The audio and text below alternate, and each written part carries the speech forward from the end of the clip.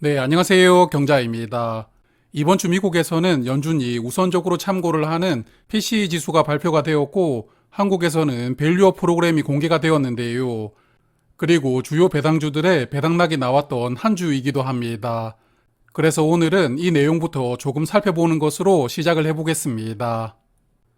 자, 먼저 목요일 저녁에 미국 개인 소비 지출 1월 지표가 발표가 되었는데요. 연준이 물가 지표 중에서 가장 우선적으로 보는 지표이기 때문에 CPI 지수 못지않게 주목도가 높습니다.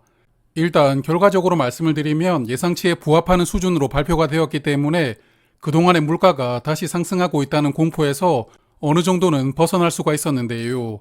1월은 전년 대비 2.4% 상승하면서 전월 대비 0.2% 하락했고요. 그리고 여기 보시면 지난 11월에 2.6%로 진입하고 나서 이번 달에 조금 더 떨어졌으니까요. 하락 추세가 이어지고 있는데 조금만 더 하락을 한다면 연준이 목표로 하는 2% 근처까지 내려올 수도 있을 것 같습니다. 그리고 식료품과 기름값 등을 제외한 근원지수도 예상치에 부합을 했는데요. 근원지수는 전년 대비 2.8% 상승했고 전월보다 0.1% 하락했으니까요. 근원 PCE 지수도 매달 조금씩 하락하는 추세를 보여주고 있습니다. 그래서 물가가 조금씩 잡혀가고 있는 긍정적인 시그널이 나왔다고 생각합니다. 그래서 현재까지 미국 금리 인하는 6월부터 시작될 전망이 우세한 상황인데요. 6월에 금리 인하를 예상하는 비율이 약 70% 정도 되고 동결을 예상하는 비율은 약 30% 정도로 구성이 되어 있습니다. 그러므로 이번 달 3월은 미국 금리가 동결되겠지만 이후 물가 지표에 따라서 6월부터 금리 인하가 시작이 될지 아니면 하반기로 넘어갈지 결정될 것 같습니다. 자, 그리고 이번 주 월요일에 발표가 된 밸류업 프로그램, 네, 내용을 보고 실망한 분들이 많았을 텐데요. 저도 굉장히 실망스러웠습니다. 사실 오늘 내용을 조금 요약해서 말씀을 드리려고 했는데 말씀드릴 내용이 딱히 없더라고요. 그냥 알아서 잘 할 거다. 그리고 잘하면 칭찬을 해줄게. 이게 다였습니다. 이런 발표를 할 거였으면 왜 한 달 전부터 예고편을 그렇게 날려댔는지 저는 정말 이해가 어려웠습니다. 그래서 발표된 이후에 여론이 굉장히 좋지 않았는데요. 그러다 보니까 정부에서도 조금 그랬는지 며칠 뒤 금감원장이 갑자기 세게 발언을 합니다. 밸류업을 하지 않으면 상폐를 시킬 수도 있다고 세게 발언을 했는데요. 그래서 밸류업 프로그램으로 주가가 많이 올라갔던 배당주들 주가가 하락하는 타이밍에 이런 발언이 나오면서 주가 하락을 방어를 해주는 상황이 나왔습니다. 여하튼 5월에 밸류업 프로그램 관련해서는 세부적인 내용이 공개가 된다고 하니까요. 그때 다시 한번 더 지켜보도록 하겠습니다. 자, 그리고 이번 주는 배당주 일부가 배당락이 나왔던 한 주였는데요. 배당락이 나오면 배당금만큼 주가가 하락하는 게 일반적인데 오히려 주가가 더 올라가는 종목이 많았습니다. 그래서 이번 주 배당락 종목들을 조금 정리를 해보았는데요. 먼저 4대 금융지주부터 보면 KB금융은 보유 기준일보다 주가가 1,100원 더 올라갔습니다. 그래서 배당금까지 포함하면 2,600원 주가가 올라갔다고 볼 수가 있고요. 그리고 저번 주에 배당락이었던 신한지주도 500원 상승을 했고 하나금융지주는 1,200원 상승했습니다. 그나마 우리 금융지주가 40원 하락하긴 했지만 그래도 이 정도 하락이라면 배당락이 거의 나오지 않았다고 볼 수 있습니다. 그리고 요즘에 대세 종목인 현대차도 배당락은 가뿐하게 무시하는 흐름이 나왔는데요. 현대차 보통주는 기말 배당금이 8,400원이었지만 오히려 주가가 12,000원 상승을 했습니다. 그래서 배당금까지 포함하면 2만원 상승했다고 볼 수가 있었고요. 이 우선주도 주가는 8,300원 상승하였습니다. 그리고 지방은행들은 배당락으로 주가가 하락하긴 했지만 그래도 세 종목 모두 배당금보다 주가가 적게 하락을 했으니까 선방하는 흐름을 보여주었습니다.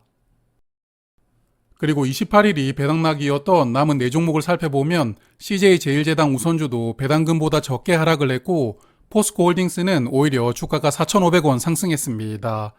그리고 유일하게 배당금보다 주가가 더 하락한 종목이 디엔오토모티브와 동아타이어였는데요. 두 종목은 배당금보다 조금 더 큰 하락폭이 나왔습니다. 자, 그래서 제가 배당주 투자를 10년 넘게 하고 있지만 배당락 이후에 주가가 오히려 더 올라가는 이런 현상을 저는 처음 보는 것 같은데요. 배당락을 기다리고 계신 분들도 많았을 텐데 분기 배당하는 종목들은 1분기 배당 기준일이 지나갈 때까지는 조금 더 기다려 봐야 될 것 같습니다. 여하튼 그래서 이번 주 코스피가 2642포인트로 마감을 했는데 저번 주보다는 약 30포인트 하락했지만 그래도 2600선을 잘 지지해주고 있습니다.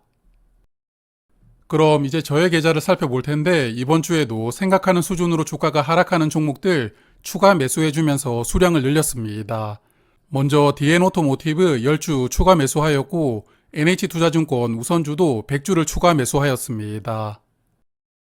저번 주 데리고 왔던 NH투자증권 우선주는 목요일에 주가가 상승하면서 6주 연속 양봉이 나오고 있습니다. 아직까지 배당금과 기준일을 발표하지는 않았지만 아마도 3월 말이나 4월 초로 배당 기준일은 정해질 것 같습니다. 그리고 이번 주에 1,400원에서 100주를 추가 매수해 보았는데 혹시나 배당 기준일 전에 주가가 1,300원 이하로 떨어진다면 100주를 추가로 더 매수해 볼 생각입니다. 그리고 이번 주 배당락에 나왔던 DN오토모티브는 목요일에 주가가 하락하면서 82,700원으로 마감이 되었습니다. 저는 현재 1,000원 단위로 10주씩 물을 타고 있는데요. 마지막 매수 가격이 83,500원이었으니까 다음 주 주가가 82,500원 이하로 내려온다면 10주씩 추가 매수를 해볼 계획으로 수량을 늘려갈 생각입니다.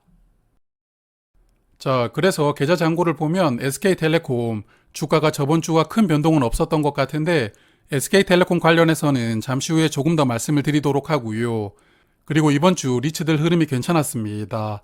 JR리츠 하락폭이 조금 더 줄어들었고 그리고 배당락이 나왔던 이지스 밸류 리츠는 배당금보다 주가 하락폭이 적었거든요. 그래서 평단가 이하로 주가가 내려온다면 추가로 더 담을 생각입니다.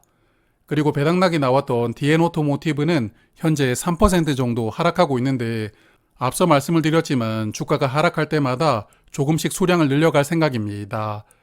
그리고 NH투자증권과 맥쿼리 인프라도 약간 수익이 나오고 있고요. 월배당 두 종목도 저번 주와 큰 변화는 없었던 것 같습니다. 그럼 SK텔레콤에 대해서 짧게 말씀을 드릴 텐데 최근에 람다라는 기업에게 투자를 했습니다. 미래 먹거리 중 하나로 데이터 센터 사업을 육성하고 있고 데이터 센터를 구성하는 필수 부품인 그래픽카드를 원활하게 공급받기 위해서 람다에게 투자를 했다고 하던데요. 그래서 점점 성장성이 둔화가 되고 있는 통신 사업을 대체하기 위해서 국내 통신 3사는 저마다 노력을 하고 있습니다. 그 중에서도 SK텔레콤은 매년 실적으로 증명을 해주고 있으니까요. 올해도 좋은 실적을 기대를 해봅니다. 그리고 SK텔레콤 ISA 계좌에서도 투자를 하고 있지만 가족 계좌에서도 투자를 하고 있습니다. 그래서 현재 고배당주 중에서는 가장 큰 비중으로 담고 있는 종목인데요. ISA 계좌에서 SK텔레콤 평단가가 55,500원 정도 되는데 지금 평단가보다 주가가 2,000원 정도 상승해 있는 상태입니다. 그래서 평단가 근처로 내려오면 ISA 계좌에서도 추가로 담아볼 생각을 하고 있는데 꼭 이렇게 더 사고 싶으면 주가가 내려오지 않는 희한한 상황이 발생하거든요. SK텔레콤뿐만 아니라 은행주나 현대차도 마찬가지인데요. 여하튼 조금 더 흐름을 관찰을 해볼 생각입니다. 자, 그리고 해외 계좌인데요. 매매를 하고 있지 않다 보니까 이번 주도 변동은 없었습니다. 그리고 두 종목은 다음 주에 배당금이 나올 텐데 이번 달에도 달러를 조금 더 환전하고 각 계좌별로 한 주씩 추가로 매수를 해볼 생각이니까요. 다음 주에는 JPQ와 JPI 2월 배당금을 정리하고 말씀을 드리도록 하겠습니다. 그리고 다음 주에 주목해볼 지표는 두 가지가 있는데요. 먼저 3월 7일에는 유로존 금리가 발표가 되는데 아마도 이번 달에 동결할 것이라고 예상되지만 금리 발표된 이후에 어떤 발언이 나오는지가 중요하거든요. 특히나 저처럼 JR리츠를 투자를 하신다면 유럽 금리를 주목하고 계실 테니까 다음 주에 조금 더 말씀을 드리도록 하겠습니다. 그리고 3월 8일에 발표가 되는 미국 실업률도 주목을 해보시면 좋을 것 같습니다. 자, 그러면 한 주 동안 건강하게 보내시고요. 다음 주 주중에는 분기 배당주를 한번 정리해서 말씀을 드릴 테니까 아마도 화요일 저녁에 저는 다시 뵙도록 하겠습니다. 고맙습니다.